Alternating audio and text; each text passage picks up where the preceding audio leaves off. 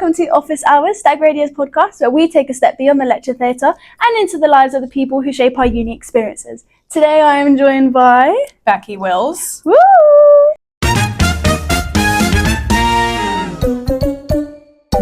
So to start off, I want to take a step away from the teaching, away from the publishing, all of that. And what was it specifically about this subject that hooked you and was like, this is what I want to do? Yeah. So I always wrote since I can remember, actually. And it's odd because I didn't really have anybody around me that was writing. My parents weren't writers. They weren't artists at all. I'm an only child, so it's not like any siblings were doing it. But I think my first memory is just, being in school and writing a story like handwritten. And then when I was 8, I wrote my first autobiography. Ooh. Yeah. And my dad took me to the store in Orland Park, Illinois, which is it's not around anymore, but it was called Teacher's Delight. And it had these blank books, blank pages, like blank cover. And he bought me one. And then I typed up, it was just right around then, like we had just gotten a computer, typed it all up. My whole life story, which is like chapter 2 was just on tying my shoes. And then I glued it all inside the blank pages and like colored it with crayons. Oh, cute. Put my little school picture on it. And it said my life on it. So that was just sort of like, I just always did it and never really stopped, I suppose. Aww. So that's sort of why I've ended up here. And I just loved school. And when I've ever tried to take a break from it, I've just gone right back, really. So you grew up in America, I'm guessing, back in the States. How was that different from, like, maybe, let's say, growing up here, or even like teaching here, or how would you say it's different? Yeah, I think that's a huge question for me, how it is different, because I think I'm always a little worried that there's something I don't know about the UK higher education system or how the classrooms operate. And so I'm always thinking, am I doing something different here that normally doesn't happen? I think the big difference that I've noticed, like in the university, as far as creative writing goes, we don't really have a lecture and a seminar. They're not really split in that way. So I think the structure is just really different. But I couldn't speak to anything that happened sort of before university.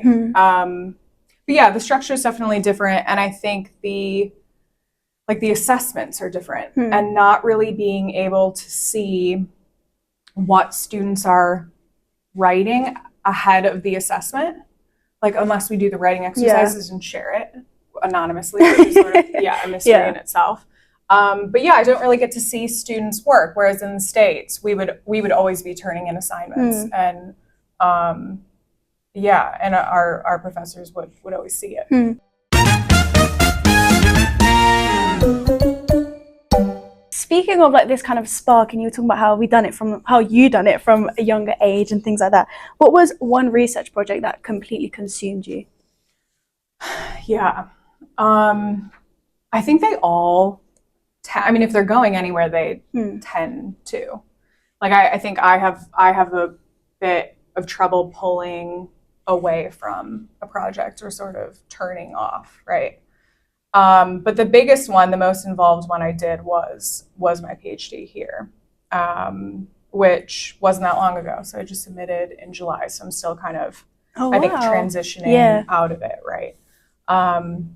So you write for a creative writing PhD. If you don't know already, basically you write a book and then like 20,000 words of critical commentary and analysis on it. Right? But so 75% of it, like the majority of it, is just a book, like your own original work.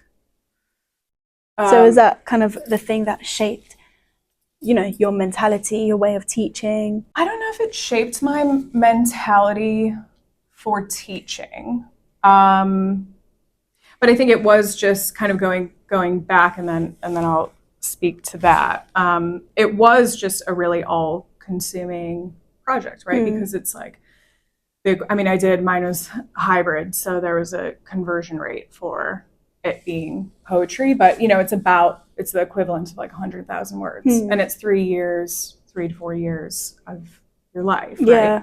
And I think mine in particular, which had a life writing aspect, definitely affected me emotionally, and putting so much of myself into the project and like my own life experiences, and kind of going back and processing that and writing it and then sharing it with other people, and watching and being so close to your supervisors who are seeing it every single month develop can be like, it's a pretty close experience, I guess. How was it sort of, you said it's quite like very personal to you, because as you said, you're doing it for 3 years. How was that sort of changed, your work or the way you see things? Would you say it's changed the way you see things? Yeah, no, it has. I mean, I think what comes to mind, like when you ask that, is how I see that story now. I think having written it and being almost like creating this sort of, I mean, it is printed and there is a book, but sort of it just being an object now, like sort of being, I don't know, almost outside of me, like I've gotten it out. I don't feel, in a good way, like I don't feel as attached to it. It's almost its own being, I think. And yeah, I think it needed to be written, almost for me to just sort of get it out and move forward, really. What was the whole like piece about, if you don't mind? Yeah, no, of course. So I wrote about my experiences in the States during a prescription drug epidemic. So the opioid epidemic and the current amphetamine crisis. So I did situate it kind of like culturally and socially. And the reason I wanted to come to the UK was so that I could be outside of the States, because it is sort of, it's a problem that we have more so because of a privatized insurance system, which is not the case here. So I did want to be somewhere else to kind of look from the outside and do that project. But I mean, there's really, I think I thought it was going to be just about that and just about the crisis and just about addiction, and ended up being a lot more than that. It's really, it's like a queer coming of age story. And then I think form wise, it ended up being quite different. I think I thought maybe I was going to write it all in poems, write it all in the first person, and I didn't end up doing that. And it did turn into more prose than I expected, and was fictionalized more than I thought too. So yeah, I'm glad I was kind of open to that happening and the evolution of it.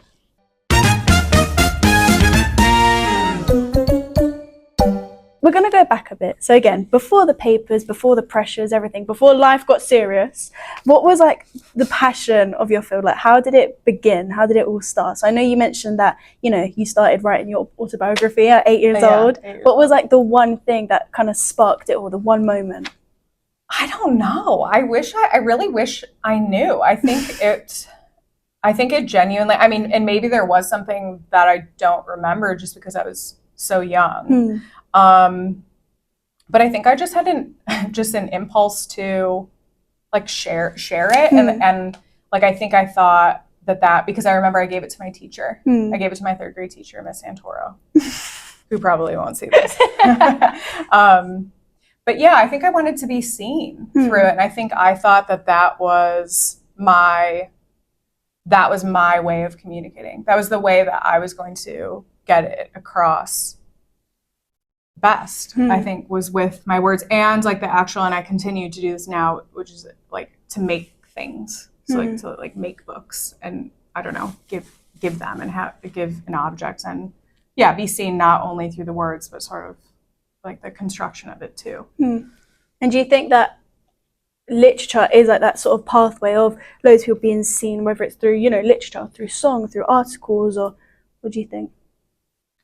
Yeah, that's interesting. I would think there has to be an element of that. And it's funny too, because I think I always thought, and I've always heard So I don't know, being in loads of creative writing workshops and stuff through undergrad and my MFA and stuff, and having those kind of introductions at the start of class, and like teachers asking why you write.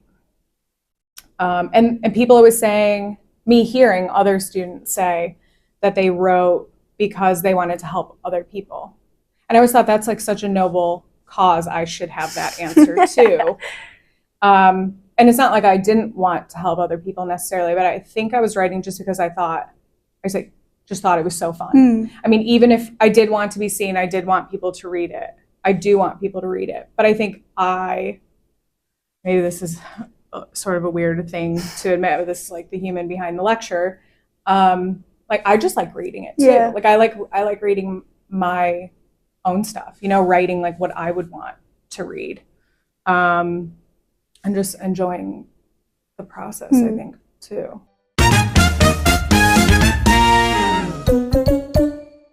So we keep on talking about, writing and books and all these different things. What was a book that you would like recommend, or a book that kind of shaped you in a way, if there is one? Yeah, there are 3. So the first one is, and I think this is the order in which I read them. So Robinson Alone by Kathleen Rooney, Autobiography of Red by Anne Carson, and Blue, It's by Maggie Nelson. Ooh. So it's really I loved the content of all 3 of them, but I think it's the way that they were written that really sort of blew my mind. Like I kind of didn't know that you could write that way. So it's like a novel in poems, a novel in verse, and then a collection of vignettes. And I think I just read those and thought, oh my God, I could do that. And that really, that form really resonates with me. Like I always wanted to, I didn't really realize I always wanted to, but once I saw those, I realized I was like, that's the thing I want to do. Which was not to write a collection of poems that were kind of standalone, but to write something that was cohesive, right? So like a longer work where every poem could sort of stand alone, but like works together to create a bigger whole. Something that was just sort of fragmented and not like the traditional novel. Where it was just, paragraphs on a page that fill up the whole page, like something with more white space. So that those were the books that I thought, okay, I could do that. I want to do that. And how did that idea of experimenting with these different kind of forms and seeing something, be like, that's what I'm going to do, how did that affect your writing in the future? Yeah, hugely. Because I think what happened, and I had a major slump, I guess, where I think I was trying to imitate other writers that weren't doing that. And I couldn't, like, it just wasn't working for me. It wasn't clicking. And it just wasn't really authentically how I write or want to write. And I think once I saw that really opened up just what was possible for me. And like, we talk about writing what we want to read, or, just being excited about what we write. And I wasn't excited about writing a book in a traditional sense, I think, but I knew I wanted to write, right? So yeah, that just gave me the path to doing it and enjoying the process.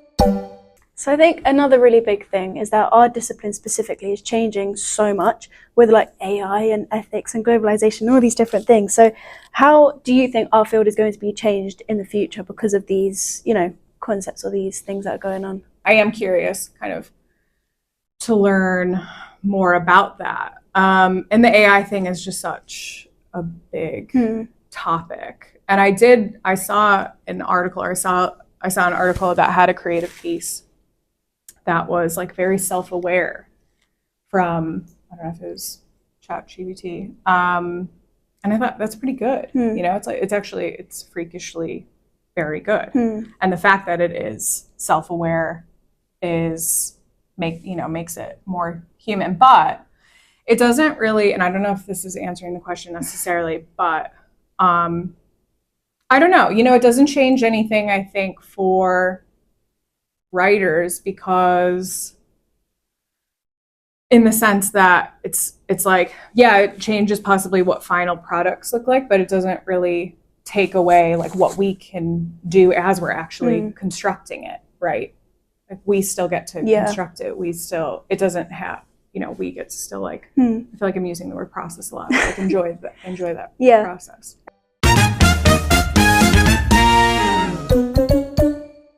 I really love this idea that progress isn't linear. So we're talking about the art of academia and, changing things. So what was an experience or a project that didn't work out for you, and how did you grow from it? I think it's mostly just realizing that things take time. So the big sort of disappointment I had that I wasn't expecting and then had to deal with and learn from was not getting into an MFA program the first time I applied, and then having to wait another year. And just kind of not really realizing how competitive it really is.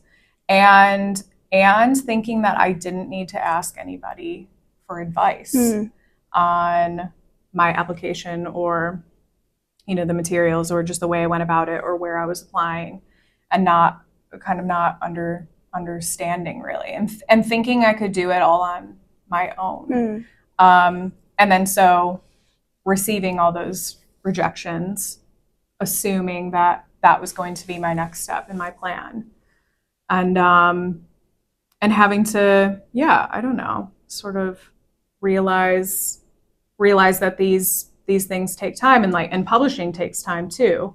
So I think thinking that I'm going to send a manuscript out, and surely the first person who reads it is going to take it. Yeah. And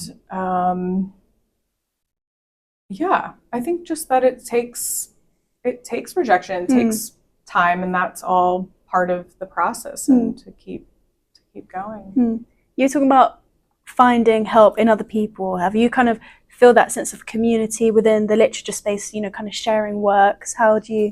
What do you think about that, about the different communities? No, I think it's really important. I think it's really important to have like an encouraging and supportive and non-competitive group of people where you can bounce ideas off of. But I think like in relation to me in those situations, just asking your, like, having mentors and having people who have gone through the process before you, and really nurturing those relationships and listening and kind of swallowing. I think, maybe a lot of people are better at this than me, but swallowing my pride, like realizing I don't know everything, and asking for help, and hearing about other people's journeys.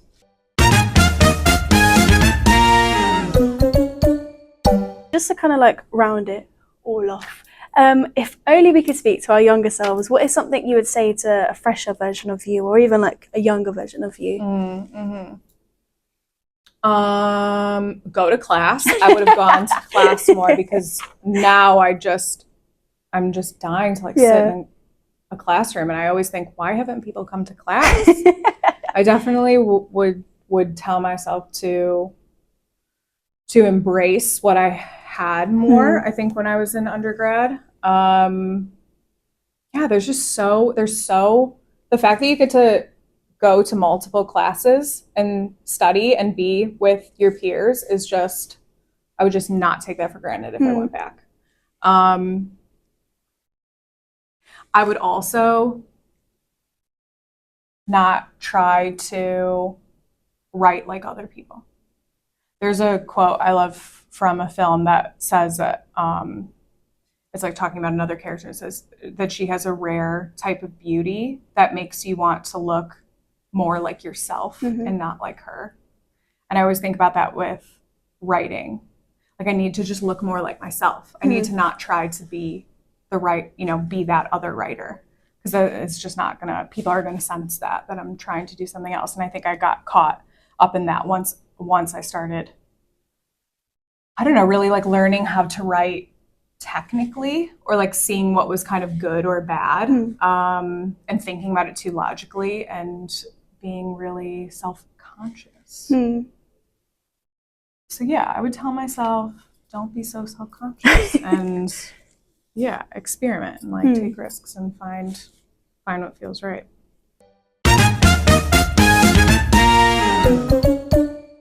The last sort of question that we have is, we have a question from Liz Bars that she came up for you. So the question is, what book or text or song would you love to teach, or something that you wouldn't be allowed to teach? Ooh. Quite controversial. Good one, Liz. Solid Westerner. That's a truly good and hard question. But I don't feel like, so from what I've, I taught critical theory here. And I think teaching the Gothic, it's just, there hasn't really been any limits. Like I feel, I can't think of anything that I would want to teach that I couldn't. There is something, this isn't a thing though, but it's the only way I can answer this question right now. That's okay. We'll have to just go there. The one thing that I wish I could do in the classroom is to tell everyone to not use their laptops. Really? Oh, yeah. Yeah, I have tried to kind of invite that. I guess that's the one. I don't, it's not a controversial piece of media, but I don't know, maybe I would find a piece of media that said we should all get off our laptops and then try to tell the students we should do that. Yeah. I just feel like, off the phones, off the laptops. Because you do a digital cleanse sometimes in seminars. Yeah, I just try just don't look at your phone, don't look at the laptop. I think that's really refreshing. I really think that we should be doing that more. It just, I don't know what everyone, I mean, I know they're looking at the slides, I guess, and taking notes. But it has changed. I mean, and it's not like I got out of school that long ago, but we weren't doing that. And I just wish we all had our notebooks and How did you get into that idea of was it just something that you decided to do? Like when I did it a couple weeks ago. Yeah, I just thought, I don't know that I can enforce it, or if anyone's going to listen, but I'll just throw it out as an invitation, just so that we could be a bit more present. And I think being able to read the room a bit better. It's like if everyone's looking at their screen, I can't really tell if they're taking in the material or doing something totally different. And I want to be able to sense that the energy and create a sense of kind of community in the classroom. So yeah, I just thought I'm just going to throw it out there and see what happened. But not a terribly good response from it. But something else you do in your seminars is you do this idea of show and tell. So you'll invite students to come and do their own presentation thing. How did you get into that? Where was that idea from? Yeah. Right. So I think, and I had experimented with a few other things, but I just believe in like starting with some sort of group activity rather than jumping in. I just think it's a nice way to ease into it. And I think it gets, especially like when we're going to get into something quite serious, I've just found that it just it creates some sort of gel, and I think a buzz and like a sense of connection or something ahead of time, and then you can kind of go wherever you need to go, and everyone's, I don't know, like just inspired and engaged from the start, right? So yeah, I've just found that like some sort of something like as simple as just an introduction or like a storytelling exercise or the show and tell, which has been a huge hit. Seems to work quite well. So what is one question that you would like to leave for the next lecturer? Yes. Okay. If you could do a PhD in something else that wasn't English, what would you do? Like, what would the subject be? Or sorry, it doesn't have to be a PhD, but like if you could just teach a class on anything that wasn't anything to do with English, writing, Victorian literature, what would it be? Thank you guys for watching this episode of Thank you. Office Hours. Don't forget to follow and share and like and do all of the YouTube stuff. And yeah, I've been your host, Sofia Varela. Thank you so much. Bye-bye. How did you feel about that? Yeah, it was really good. Sorry about the start. I was like, this is not going well.